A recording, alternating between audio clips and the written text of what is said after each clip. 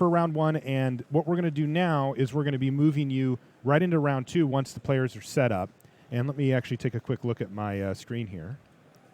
It looks like they're ready actually right now, and we've got in the feature match area. Yeah, all right. So we've got round 2 action. Let's head down to the feature match area right now.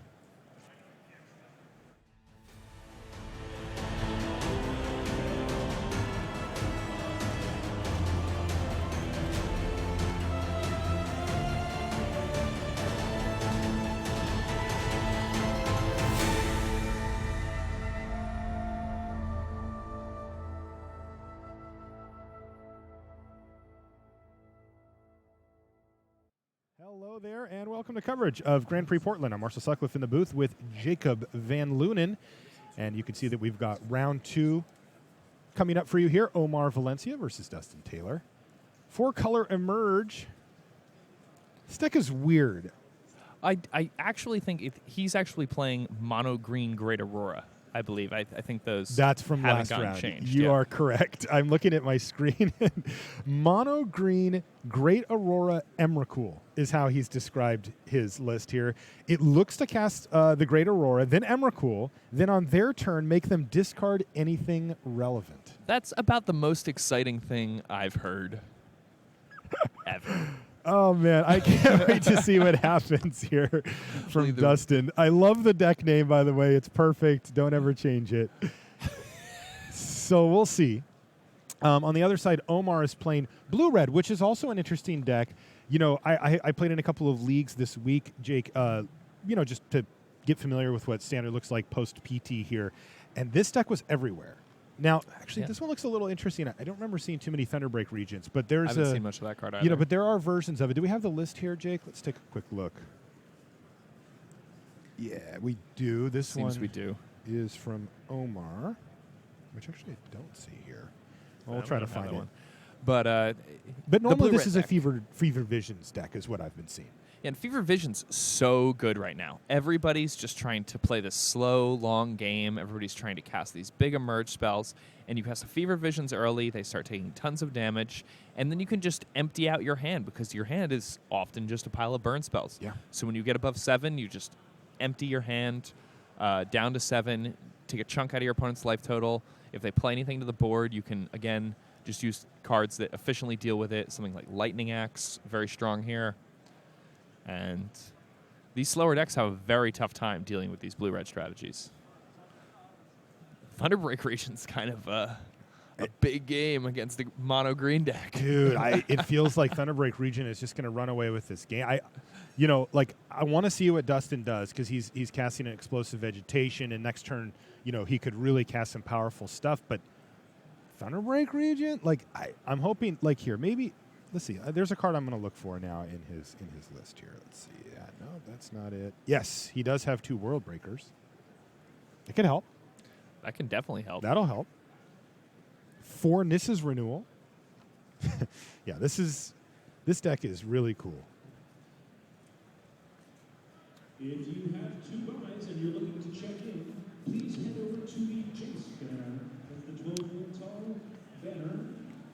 I think we may have one of the names wrong, by the way. I believe that this is Dustin Bailey that we're watching here. I think you're right. Because I've got a Chris Taylor that we've also got down in the feature match area. He's at one of our side tables, and maybe we just have a mix-up. And then also, I wonder, don't have Omar's deck list either. Oh, interesting. Omar, it looks like he's not playing the Fever Visions version of Blue-Red. He's actually playing something much more similar to what Tamaharu Saito was playing toward the end of last Standard season, which is a Blue-Red Flyers deck. And it kind of plays an aggressive draw-go style of game. Here we see Collective Defiance. It's a pretty exciting new card from Eldritch Moon. Yeah. But the deck's very strong against green strategies that can't really deal with flyers effectively. I think the deck probably got worse with Ishkan and Graph Widow and the newly founded popularity of Kozilek's return. But seems to do pretty well here against mono green Great Aurora. And Rockall. That's a tough one, right? The 4/4 flyer there is going to do serious work against us, and he really doesn't have that many answers to it. But looking at his list, it is a little bit more than mono green. He's got the swamps that you saw as well as the wastes. He's also got 3 hissing quagmire in his list as well. So the black, just for those hissing quagmires, and then access to something like Languish or Virulent Plague out of the board, it seems. That's correct. Yeah, not in the main deck. All right, here's Chris Taylor versus Ethan Brown on our side table here.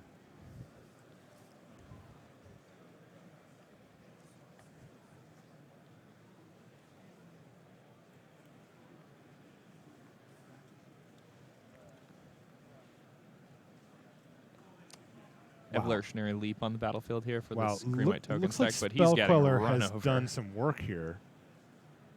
2 Spellquellers have 2 spells under them, as far as I can tell. Yeah, it looks like Declaration in Stone and Dromoka's Command got gobbled up.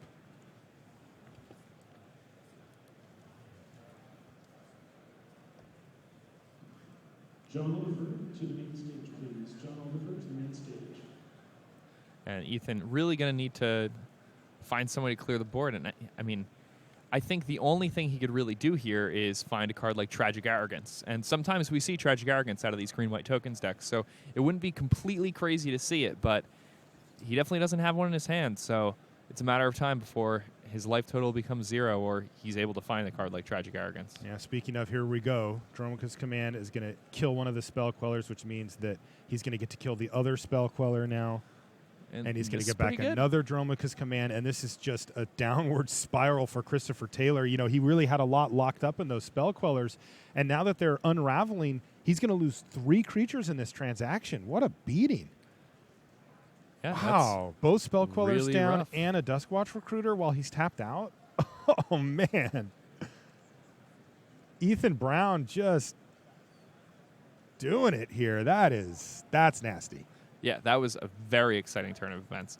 And that's one of the downsides of Spellqueller is that you really want to be leaning on them with it. You know, you want it to be that last punch. Mm-hmm. Yeah, and if you're using it like aggressively early, then a lot of the time what happens is that your opponent's able to get that card back and use that card again later on, especially if you're using it to get rid of something that only costs 2 or only costs 1.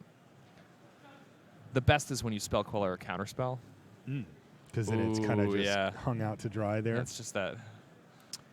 All right, so here is Reflector Mage now from Chris. Looks like he's gonna try to reset that Sylvan Advocate here.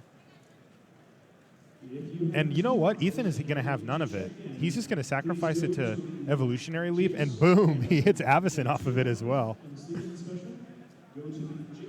Man, that domino fall from those Spellquellers was brutal for Chris.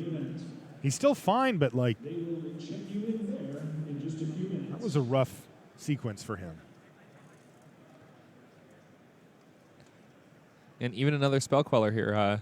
Avacyn conveniently costs 5 mana. Man, and look at out Ethan. of range. Yeah, and look at Ethan go off here. So he's blocked with a plant token and now sacrificed that to Evolutionary Leap, where he's hit a Hangerback Walker, which he can then cast. Then you can see the loop here. How in the world is Chris Taylor going to get out of this? You know, he needs his own copy of Dromoka's Command pronto.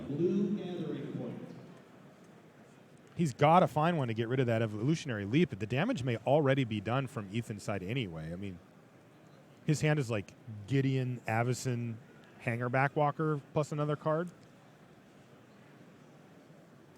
Looks like he's just going to run out Avacyn in the main here and sacrifice a plant as well.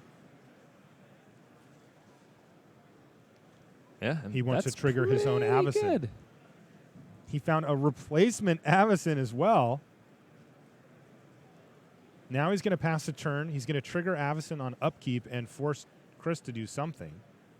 And Chris says, yeah, I guess it happens. Kiss your board goodbye. Drop down to 17. What a savage. Man, we came at just the right time to see Ethan kind of enact his plan here. I mean, Chris was way ahead when we came in, or at least significantly, and now Ethan has completely turned the tables on him. Great stuff. Yeah, I was when we first tuned in, I didn't know what Ethan could really do, and then the chain of events, you know, we got to see what cards were underneath those Spellquellers, and All right. They Well, fell like dominoes. let's let Ethan Brown finish this one up and head back to our main match, which is just getting back underway. We don't want to miss anything from over here. Between Omar Valencia on blue-red and Dustin Bailey. We've got Omar's deck list here, and it was, as you said, he's playing Dimensional Infiltrator, Rattle Chains. Like these two cards you see them together quite a bit, and then we've got Icefall Regent and Thunderbreak Regent. Whoa, I have not seen Icefall Regent in a while. Blue-red dragons, I guess? Yeah, I mean, he is playing dragons. I think it's more flyers than anything because it does play Rattle Chains. Draconic Roar? Blue-red dragons? Yeah, you're right. He is playing Draconic Roar. I don't know. I like it. He has a couple copies. Hey, here's Fevered Visions, by the way. There it is. He does have cards in his deck that are not very good cards if he does not draw Fevered Visions. Like, he's playing 2 copies of Unsubstantiate.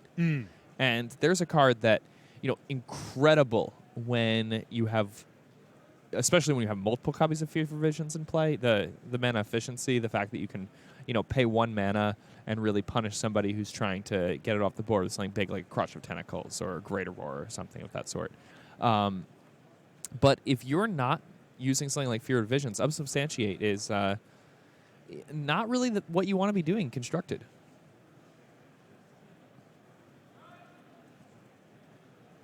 So Fevered Visions is going to trigger on end step there from Dustin Bailey. And Dustin does not have to discard. It looks like he's at the full 7. And Omar, well, he's facing down a lot of lands, which doesn't look like much, except for it can, lead to some pretty scary things. But this matchup from Dustin's side just feels like a nightmare, doesn't it? Oh, yeah. I mean, everything's in the air. I think there are some looking things at he the could board, do. I mean, looking at the sideboard here, there's 3 Summary Dismissal, 2 Negate, 2 Dispel in the board that he can bring in. Like, when you're the one who's trying to spend, 3 or 4 ramp spells to make one huge effect like the Great Aurora go over the top of a mid-range deck, and they're just like, yeah, negate it. It's like, oh, no.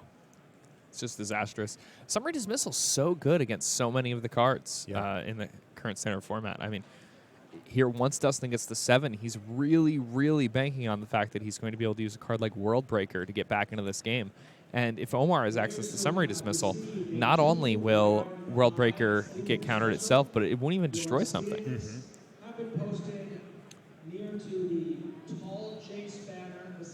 Dustin Bailey's up to 6 mana now. But there's that Thunderbreak Regent just taking huge chunks of his life total out. He's going to drop to 12, and answering that card is very difficult. It's very, very difficult. And he's not long for this world if he gets to keep attacking him. So tough spot here for Dustin. Omar with some options here. Instead of choosing to, use a card like Draconic Roar on the Hedron Crawler, if I'm him and I have Summary Dismissal in hand, I just want to pass the turn here. Yeah, that's what he's done as well. And he has Icefall Regent in hand. He understands that his opponent's about to have access to 7, and this World Breaker, he's going to negate Mrs. Renewal here. Seems like a fine place to put a negate, I suppose. Yeah, I mean, that's great. It's two turns off the clock and all that, so he's really starting to cinch down here. He knows that next turn he can just attack him again, and if he wants, just pass a turn with that Summary Dismissal up, and any huge haymaker that Dustin tries to play, he can counter, and then he's got Dustin down to 1 turn open, and that's assuming that Omar doesn't find some more burn spells to finish him off or whatever. All right, he has a Draconic Roar and a Dragon out. Ouch. Yeah. And these Fever Visions triggers are still stacking up. Yeah, Dustin's just going to be dead. I mean, almost any burn spell. Does he have Collective Defiance? That's it. He answered that question for me, didn't he? What a terrible matchup. Look at that. There's 3 copies of the Great Aurora in hand for poor Dustin Bailey. And he just has to laugh. And this matchup seems miserable to me. It's about as bad as it gets. Yeah. Blue-red Fevered Burn. I like Omar's take on this deck. He's added a couple of dragons and the Draconic Roar to pile on extra damage. They're still good cards, right? Like, just because we haven't seen Thunderbreak Regent in a while doesn't mean that it's bad. It just didn't really have a home. And he found a home for it here and was able to leverage it quite nicely. I actually really like his take on the deck. I mean, you get to play cards that do things. And you don't lean so heavily on the Fevered Visions with his version. Like he can win games without Fevered Visions, as we saw with that Thunderbreak Regent, just carrying the torch. And, I have been thinking about this Fevered Visions deck, having some chats about it with you, with Reed.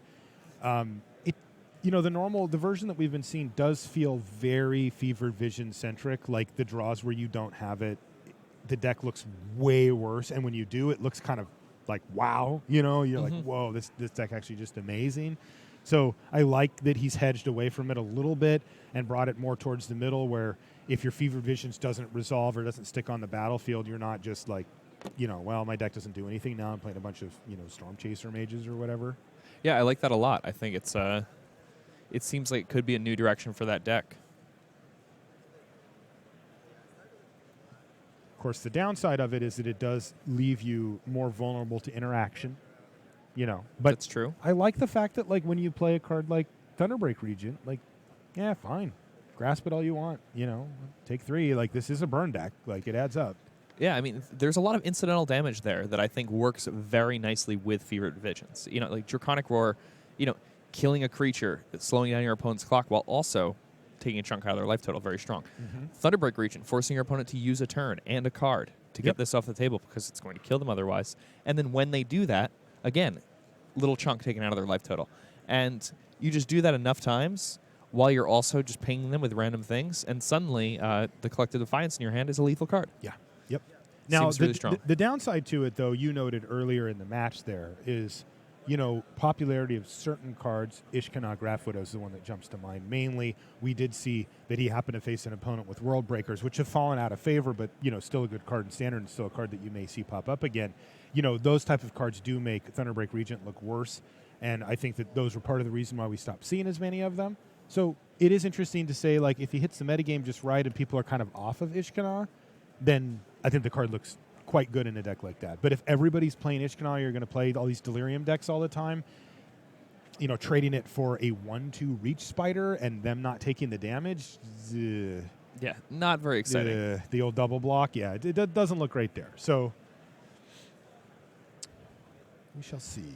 Worth noting, though, that against those decks, Fevered Visions is one of the best things you can be doing against totally. the Ishkanah decks. Totally. So, I mean, his deck does have a very reasonable plan against Black Green Delirium. Indeed.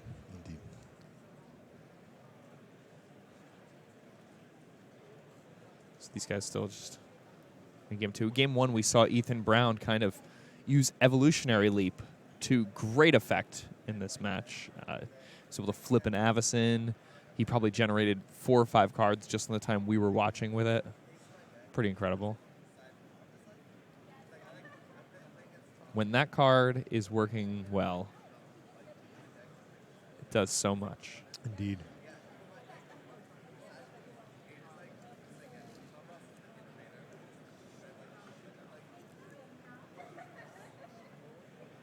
I think these guys have the 2 sleeves that are like the absolute closest while still being slightly different that I've ever seen. Yeah. Chris's sleeves have a bit more texture. A little more texture. Ethan's slightly brighter. We got the hard-hitting commentary here while we wait for players to finish shuffling. Good turnout here in Portland, by the way. We'll get you numbers a little later where we can't give them to you quite yet because they have to tally them up after we've got a round under our belt. But I can tell you that this is a packed house, a lot of smiling faces, a few frowning faces, probably because round 1, round 2 is, coming to an end. But another great turnout on a beautiful day in Portland. Some interesting stuff happening yesterday. What did you see yesterday? The trials. Lots of blue-red Fevered Visions decks. Quite a few human decks, actually. And interesting. there's a deck that showed up in single-digit numbers at the Pro Tour. And I think if anything surprised me about the Pro Tour metagame, it was how few aggressive human strategies showed up. I mean, the deck is very fast. It has the ability to go underneath some of these other strategies. Repel the Abominable is a card people can play to beat these cards like Kozilek's Return. And in a metagame where I imagine we're going to see less and less copies of Languish and more copies of cards like Radiant Flames and or Kozilek's Return, I think that it could be pretty well positioned. Now, I also, by the way, for people that watch a lot of streams here, at the GP circuit and the Pro Tour, This is Ethan Brown. It's that Ethan Brown. He's 13 years old, and he's a GP finalist. This kid was heartbreakingly close to winning Grand Prix LA. I mean, he was like, we thought he had it, and like his draw kind of fell apart on him, but he played great. He played in his first Pro Tour. That was Eldritch Moon, just a week ago in Australia, in Sydney. He said it was a great experience for him, an amazing experience. He didn't manage to make it out of day one for his first PT, but that happens. You know, there's a lot going on a Pro Tour. Oh, yeah. I mean, it's also a Wild West format when you don't have, you know, a support system to, you know, give you an effective deck, and the pressure of playing against the best players in the entire world. Yeah. Those things add up. I love this kid. I was a little worried about him after GPLA just because he was so close to winning. And, you know, when you're 13 years old, you know, that's a lot of emotion, a lot of stress, a lot of pressure. And, you know, he's on the cameras and it's like a bunch of people around. And I didn't know how, you know, I don't know him personally, so I wasn't sure how he'd handle it. And we went over and chatted with him. And just, you know, hey, how you feeling, everybody? He was like, great. He's like, I made the finals of a GP. Like, he was just stoked. He got to go to the Pro Tour. And, like, that's an attitude that can be elusive, you know, for people that are competing at that high level like he is. And I was really impressed by his composure for that. All right, so it looks like we've got Eldrazi Displacer here for Chris Taylor, who also started things off with a Thalia. Let's see if Ethan can crack back here and find a way. Displacer, another card we've seen a lot less of recently. Looks like he's going to leverage that Declaration in stone here to get rid of the Displacer and pile in for a couple of damage and pass the turn. So not a super exciting turn there from Ethan, but got rid of a key piece of the puzzle potentially for Chris, and even got in for some damage, so it wasn't terrible. This Pacifist, not really doing much just yet. No, it's really not. Thalia stays home for Chris. And you can see the green-white tokens deck. You know, it has fallen out of favor in Standard, but it still has a lot of powerful plays. Yeah, those are some pretty strong cards. Nissa and Gideon. Totally. Alongside all of this token production. Right. And, you know, you can see now that all of a sudden that Lambholt Pacifist is feeling a little feisty. That pacifism thing, that's done. And it's going to get in the red zone now that it's at 4 power. And that's also going to unlock the attack there of everything here. So Chris Taylor's going to fall down to 11. And even though Ethan has missed a couple of land drops, he's still able to develop a really impressive board and keep some heat on Chris Taylor. It's like selective vegetarianism.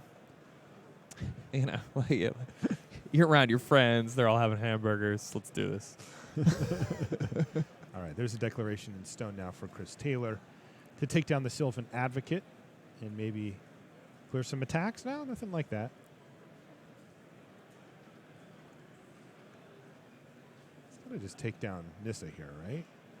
I would assume so. Looks like he's deciding where and how he'd like to attack. So he's going to say, all right, Thalia's going to hit you. Excuse me, Thalia's going to hit Nissa, and this Tireless Tracker is going to hit you because I'm going to actually just crack a clue now and get in for 4. And then Chris is just going to pass the turn back after that. So this is a close one. This is getting interesting now.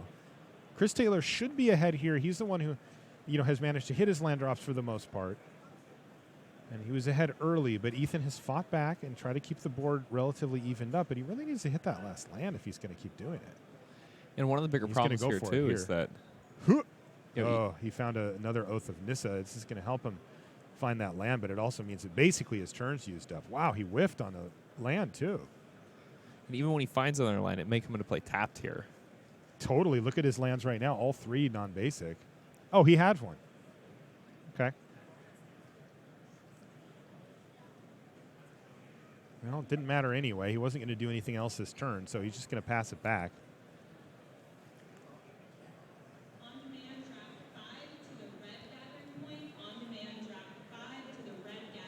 So Ethan Brown kind of clinging to this Lamholt Pacifist now, but it's doing a noble job.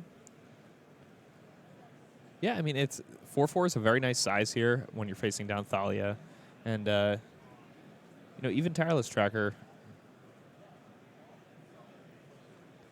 But now, Chris Taylor, he just has, the world at his disposal, especially with the second copy here. Totally. And he's just going to start drawing tons and tons of He's cards. going to play a land, make 2 clues. Yikes.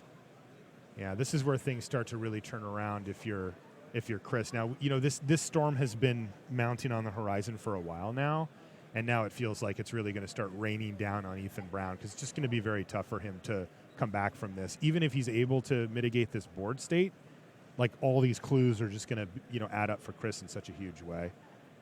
So I think this one's going to be over pretty quickly. Ethan really just struggled a little bit to stay evened up with Chris Taylor and missed a land drop or two, and now he's just got so much work to do. Now, if we're thinking about ways in which Ethan could get back into this game, I think what he would really want to do is find something like Hanger Backwalker that could kind of, create some type of board presence where he could chump block, survive for a few turns, and then use a card like Tragic Arrogance, where he could whittle down the board. He's got 3 in the main deck, Jake.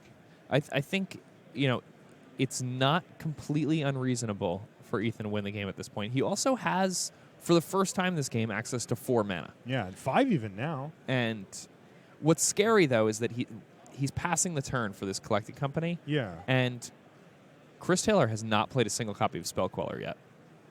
Oh, no. I don't know if he has one in hand, but... Huh? Ethan just taking the damage here. Ethan just taking it on the chin. Ouch. What is it, Avacyn that he's got? It is, but she can't block, and he doesn't have any other creatures, so he just waits to end step it. He's down to 3, though, facing 2 lethal threats.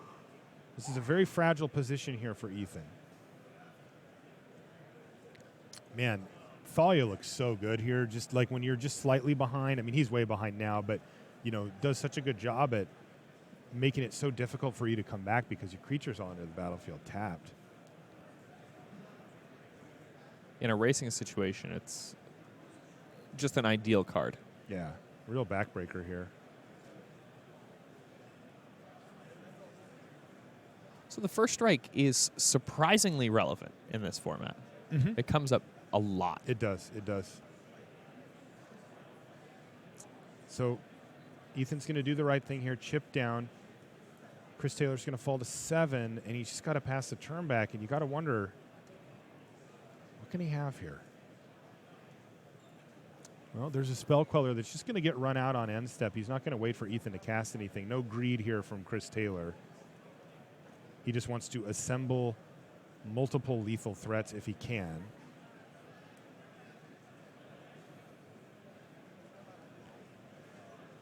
Oh, here's the Lumbering Falls that he's got hidden down there as well. And it's another 3-power creature. How in the heck is Ethan going to get out of this? And the answer is he's not. So we're going to get a game 3.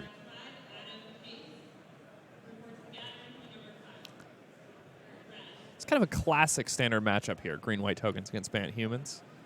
Bant Humans, kind of the evolution of the Bant Company decks toward the end of last season. We saw a lot of the best Japanese players in the world, people like Yuya Watanabe, bringing Bant Humans to U.S. Grand Prix. So, willing to fly across an ocean to play with this deck. At the Pro Tour, I don't think it showed up in that huge of a capacity. I mean, it was definitely there. It was present. But it wasn't a deck that you necessarily saw as much of as one might have expected to. It is another Bant Company deck. But this deck could be well positioned. It attacks very fast. It is one of the most explosive decks in the format. I think that using Collected Company and in conjunction with both Reflector Mage and Thalia's Lieutenant, it gives you the ability to tempo people out like no other deck has access to.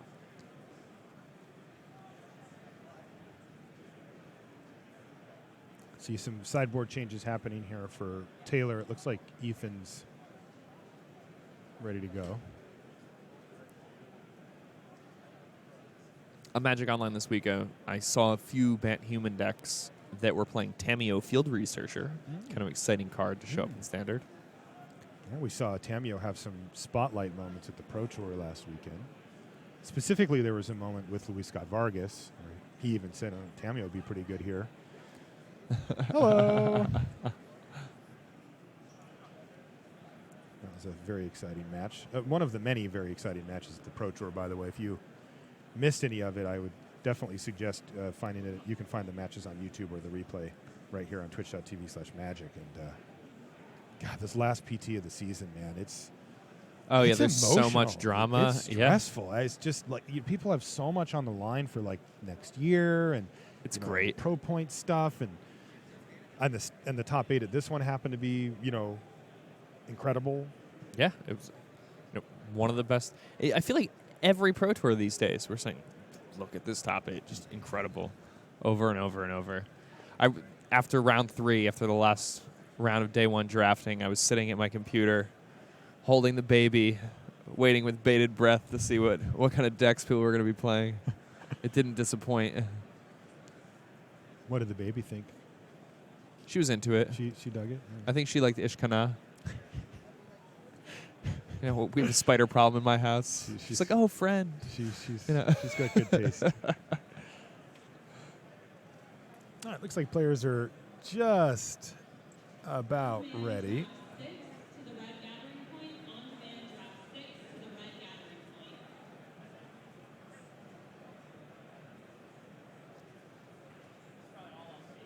Let's see who's going to win this one. Ethan Brown's going to go for a mulligan here, though he is going to be on the play this game, which has to benefit him. We've seen some of these the curve out potential from these decks is incredible, right? I mean, that's sort of one of the things that green-white tokens banked on, was going like Advocate. I mean, ideally, right? Like Advocate into Nissa, into Gideon. That's one of those starts that's just very, very difficult to mess with. Green-white tokens actually mulligans pretty well in comparison to most of the standard metagame also. And the deck is only 2 colors, doesn't lose games there as often, and a lot of the time, 2 or 3 cards can be the game for a green-white tokens deck. I mean, you lead threat into a planeswalker, and all you need to do is draw a card off the top of your deck to back it up, and you can steal games that way. Yeah. Definitely seen that.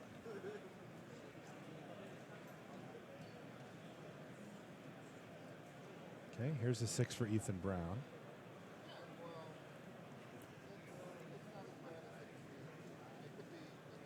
Which he's decided to keep. Let's see what he's got on turn 2. Something great. He's going to reveal planes to his opponent, and sure, Lamhole Pacifist. That's nice. It's a good start. It already puts the pressure on your opponent to do something now. Unfortunately for him, Chris Taylor with Banned Humans will often be able to do that. He's got a fairly low curve. But there's a lot of decks, that like, they're looking at a removal spell or something. They're like, I guess I just have to grapple right now. Or, it just kind of forces the issue, which, while doesn't make Lamhole Pacifist a dominant card, it's a nice bonus. I'm pretty impressed with the card consistently. Every time I've played with it, played against it, it always seems to perform pretty well. I just really like it with Dromoka's Command.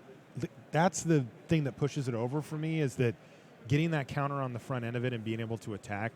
Like right now, if Ethan goes, if he went Forest, Dromoka's Command, kill your thing, attack you. Like that's, ouch, right? It's a big turn. As it stands, he's not going to do that. He's going to play Declaration and Stone just to get rid of the Advocate now, which is kind of interesting. The Advocate wasn't doing much at the moment. I mean, he may have just had no other way to efficiently use his mana. And, he already has a line for the following turns. If he has a 4, then he's definitely playing it next turn. Oh, okay. Well, this is a good draw step. Hey, there's that Dromoka's Command I just mentioned a turn ago. Thanks, Ethan. Great assist there. And bang, he's going to take down the Duskwatch Recruiter before it even gets to get activated and rumble in there for 4 damage. So Taylor with a clue, but this is how you can punish them, right? Like, you use a Declaration in Stone, and you're like, okay, I'm going to give you a clue. But if you start whacking them for 4 damage a turn, it's like, hey, you want to take, half of your mana for the turn to crack this clue. By all means, do so, but it's going to cost you. Yeah, that's one of the things I really like about Declaration in Stone is that... Oof. Well, yeah. Chris is, sorry to interrupt, Chris has just presented a compelling counter argument to what we were just talking about with liking the pacifist and the whole interaction. He's just immediately put it right back in hand.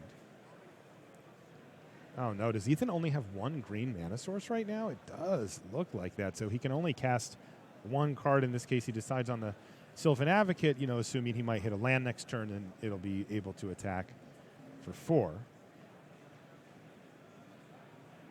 Awkward draw the last couple of games there from Ethan. He stumbled a bit on mana, and Chris kind of ran him over with those tireless trackers and the value that generated with them. By the way, here goes Sylvan Advocate. And it's felt like Chris has been one step ahead of Ethan for, basically since we've come over to the match. Yeah, I mean, he's definitely a favorite, I believe. I think one of the reasons that Bant Humans became so popular at the end of last season was because it had a strong matchup against green-white tokens. That's my understanding. And Declaration in Stone, it's a card that is much better in aggressive decks than it is in controlling decks, because if your opponent doesn't really have time to sacrifice those clues like we talked about, then it's just an incredible removal spell.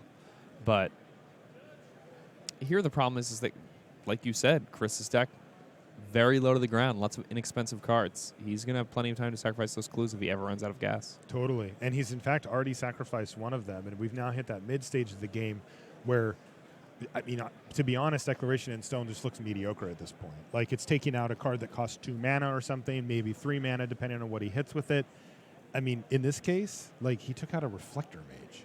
That thing already kind of wrecked him, and now he's going to get rid of it, but he's going to get the card back right here. There it is. That was the Reflector Mage going back into hand there, and Ethan's just down a card in the transaction, and we've hit this mid to late stage of the game, so, this does happen at this point, but pretty rough for Ethan. Hey, Ethan, though, still applying some pressure here, Chris. Down to 12. Yeah, you take a snapshot, and Ethan looks like he's in decent shape, and then you look at Chris's hand. Oh, yeah. He had 5 cards in hand. He's got a Tireless Tracker now with still 4 cards. Man, if Ethan could answer the Tireless Tracker, I think he might be in decent shape. He's still going to need to draw some stuff. But if that Tireless Tracker just gets to sit there and do its thing, oh, no, here comes Collected Company from Taylor. Ethan knew that this was a possibility. He didn't feel like he had a choice and just decided to attack. Let's see what Chris hits. 1 Reflector Mage, and I think it's about all she wrote for Ethan. Whoop. Yep. Well, I didn't mean literally just 1 Reflector Mage, but that is exactly what happened. And now Chris is, again, pulling further and further ahead. Ethan does not have an answer for the Tireless Tracker. He cannot replay his creature. And onward we move in the direction of Chris Taylor probably winning this match. Yeah, another Tireless Tracker here. Ooh. Oh, God, an Evolving Wilds? Oh, my God. It's a lot of cards and a lot of damage.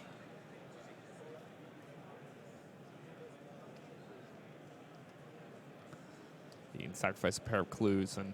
Yeah, 2 cards in hand for Ethan, and, there's some things, this is exactly what Chris needs to think about, but he's decided, you know what, I'm going to just start rumbling. I know one of your cards. I returned it to your hand. It's a Lambhole Pacifist. So if you've got a Company or a, Avacyn, then I'm just going to have to suck it up here, and he does. So that worked out pretty well for Ethan. He just gets to gobble up one of the Tireless Trackers, which is pretty nice. Huh. Weird. So Chris did not sacrifice his Evolving Wilds, though, before his Tireless Tracker died? He did not. Maybe a misstep there from Chris. I can't imagine why that would matter in any other way. It's pretty surprising, I think. Yeah. That, getting an additional clue can be the difference. Now, in this game, it does feel like he's far enough ahead that it probably won't matter, but, no, he's at 8. He's facing down Archangel Avacyn. If he's completely out of gas here, I think Ethan wins this race. So it's maybe. only 2 turns. Yeah. And he's in the air. We'll see. That could come back to bite Chris. It really could. Little stuff, these cards in Standard are incredibly powerful. Archangel Avacyn, just ate a Tireless Tracker and is now threatening to kill Chris in 2 turns. Like, you can't give your opponent any wiggle room. Spell Queller in hand for Taylor means that, again, it feels like it's just going to be very tough for Ethan to actually kill him. The Spell Queller can counter something or even just chump block. The Archangel Avacyn. Is he actually going to animate that Lumbering Falls? It's that would surprise me. It's 5/5. I mean, he can do it. All right. Do it. Get in.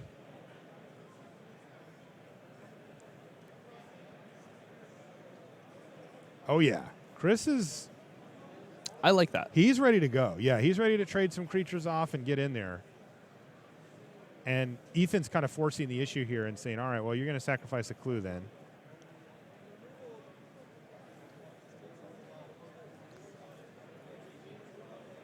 Sure. Put him down to 6 here. That's right.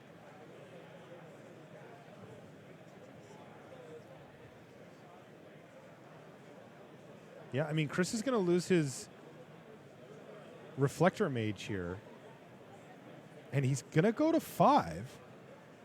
And he did not find a land to cast the the Spell Queller. And he's just going to die in the air to that Avacyn? Wow. Did that just happen? That did just happen. Ethan Brown just stealing that game. Stealing that game so hard. I mean, he had nothing. His opponent had like a pile of clues. Like his opponent was like playing Jenga with clues on the other side of the table. They're like... Oh, my God. Yeah. Well, that attack did not work out well for Chris Taylor at the end there. As Avacyn turning into Avacyn, the Purifier plus the 3 damage was enough for lethal. And it felt like Chris had that one locked up if he just sat back. Yeah, I mean, he didn't have to do that. But, I mean, Avacyn, very powerful card. A lot of the time, your opponent makes that misstep. And it puts you in really awkward situations where, you feel the pressure. You're like, I should be winning this game. I should be winning this game now. But instead, you got to wait. Wow, because incredible stuff. You go for it. The that thing's going to flip over. And the only thing I can think of is that and I know it sounds weird, but I think it may have slipped Chris's mind about the transform. Like, I think he thought, all right, I'll take 4. I can survive that. It's fine. But he didn't realize, no, you're actually taking 9 total. Like, the transform does 3 to you, too. And, of course, makes you into a 6-power guy. 6 power, so super savage.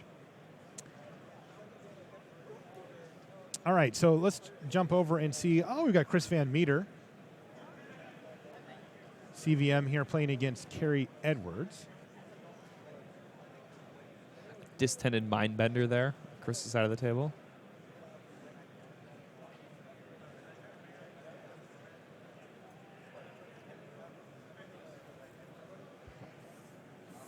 Archangel Avacyn, again.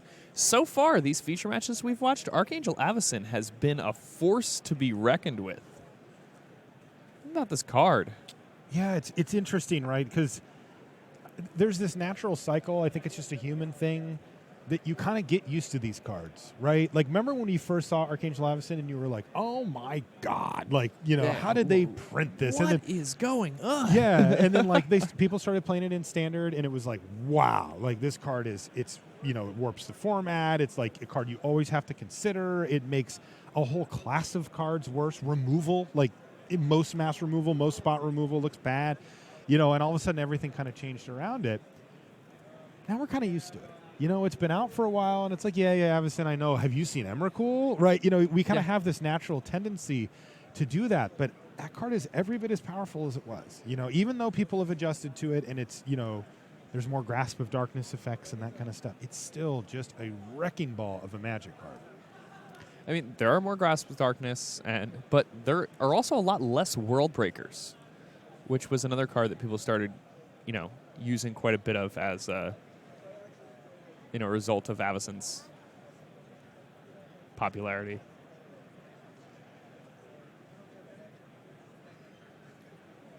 Again, Avacyn doing a ton of work over here. I like seeing a Distended Mindbender here from Chris Van Meter. That's a card that I think is quite good this weekend.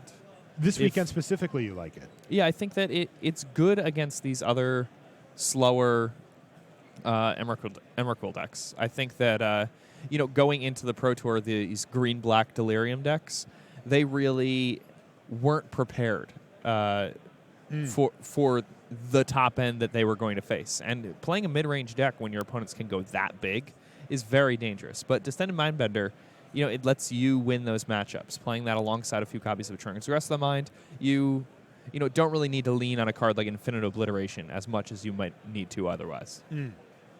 There's an ultimate price taking down the Tireless Tracker, by the way, from Chris Van Meter. So it's short-lived, but he does get a clue. In the meantime, Kerry looks like he's content to just keep building out 2/2s. He doesn't have a whole lot else to do from what I can see here. You can see a lone spider left there for your daughter. She's she's going to miss Ishkana, but the little spider friend is still hanging out. In the meantime, that's a little spider. That's the spider we let stay in the house. Ishkana, stay in the backyard, baby. Here's Distended Mindbender. Keeps on pressuring Gideon here, and just basically forcing this loop where Kerry just keeps blocking with the Knight tokens, and Chris is looking for some way to kind of get to Gideon. Chris is at 9 and has to be careful. Ooh, there's a Liliana, the last hope, though. Wow. And that's really interesting here because he can use it as a card advantage, which it looks like he's going to do. He's got a Den Protector in his graveyard, or he's also got a Tireless Tracker. He's going to go for the Den Protector here, though now he's in that slightly awkward position where he's only got the 4 mana, so if he runs it out, it could be vulnerable, though it's felt like his opponent's kind of out of gas. We'll see if he decides to just run it out there or not. But anyway, he's going to use Liliana as a card advantage engine to keep going. He also has the ability to use Liliana, had he chosen, to start just plussing and making it so that it's difficult for Kerry to pressure Liliana, and that ultimate is very real. We saw that at the Pro Tour multiple times. It's a lot of zombies. Yeah, we used up all our zombie tokens pretty quick at the PT. It looks like Chris has decided instead, though, to go ahead and just keep the Den Protector in his hand. And he can still use that mana, sacrifice his clue. It's not like it's just completely going to waste. And the Den Protector's value when he's flipping it up is so huge here. Yeah. I mean, look at his graveyard. Another Distended Mindbender. He's got another Liliana. Another Liliana. He's got a Ruinous Path that he can get back just to kill Gideon and just say, enough with this, dance. I'm just going to kill. Yeah, and he has enough to awaken also with that Ruinous Path, which... if you've seen that work effectively, that often times can, kill a big creature, then make a 4/4, which can just attack that Gideon and get it off the table all at once. Yeah, I'm kind of surprised. Kerry's decided to force Chris to do that line. Basically, he could have attacked with Gideon, not made a 2/2 if he wanted, and encouraged Chris to chump block with a spider, knowing that his Gideon may just die anyway to a Ruinous Path, but he decided against it. He says, no, if you're going to Ruinous Path it, you're going to have to go through the motions here. You're going to have to play your Den Protector. You're going to have to transform it, or you're going to have to unmegamorph it or whatever, and then you're going to have to use that mana as well. So now this 0/1 Knight here. Yeah. More like a Squire's assistant at this point. Not quite so exciting. No. Liliana's a card that really has changed the standard format quite a bit also. Ooh, there's a nice one, though, from Kerry. He's found Ob Nixilis. What direction is Ob Nixilis going? Is he just going to take out the Distended Mindbender here? That would be probably the most straightforward play. But, Kerry has other options. He's also got 2 cards in his hand. Well, he's going to take out the only, I'm going to put this in air quotes, unblockable threat here on Van Meter's side. He's going to take out the Den Protector. Chris isn't going to be too sad about that. He still gets to get the value out of it. But, Kerry is really trying to fight to keep his Planeswalkers alive, and by making this play, it means that Knight token still gets to chump block something where the See, on the other side of the coin, he would have just lost his Ob Nixilis. From Kerry's perspective, he had duress in hand, so I think what he was hoping for is, okay, Chris is going to flip up the Stem Protector and get Ruinous Path, at which point I can then use this duress in my hand to get that Ruinous Path out of his hand, and then I've got him down to nothing. Unfortunately for him, Chris's hand was Grasp of Darkness, and he's also got a Blighted Fen here that he can use if he wants to just clear away all blockers, which looks like what he's going to do. Seems pretty good. Ouch. So he's going to have to settle for just bringing Ob Nixilis down to 1 loyalty here rather than kill both Planeswalkers, which is what he would have vastly preferred. But he does get to tick up Liliana. He's obviously way ahead on board, and he's just got this 1 Ob Nixilis to deal with. So this is a huge turn for Kerry. Now he's going to make him get rid of Ishkanah by using a Transgress the Mind. And while that's handy, he'll be happy to not have to deal with Ishkanah. I think he really wanted something a little more potent than that to affect the board this turn, because now he's very likely to lose Ob Nixilis here without a great removal spell. Distended Mindbender just does such a good job of dodging just the right type of removal spells. It's a really powerful card. It is, yeah. It can't be grasped, can't be ultimate priced. Oh no, another Den Protector now from Chris Van Meter, and he's just going off here. He's going to start attacking Kerry because he knows he can kill him next turn at this point, so he's just going to Ruinous Path Ob Nixilis and just rumble here. Kerry's going to drop to 3, and he's dead. Yeah, that's going to be it. Well, that might have been it. So that was either that our life bar is incorrect and that was the match going to Van Meter, or it was the ultra rare Game 2 handshake. Let's find out here. We've got it now updated to 1 and 1. Are players going to sideboards or to match slips? Okay. So they had actually run into the clock is what happened. Oh, so that explains the handshake. That was what the handshake was about, was that they were anticipating and then taking a draw because they couldn't finish the game, even going to extra turns, which is apparently where we are at here. So that's going to do it for round 2 here from Portland.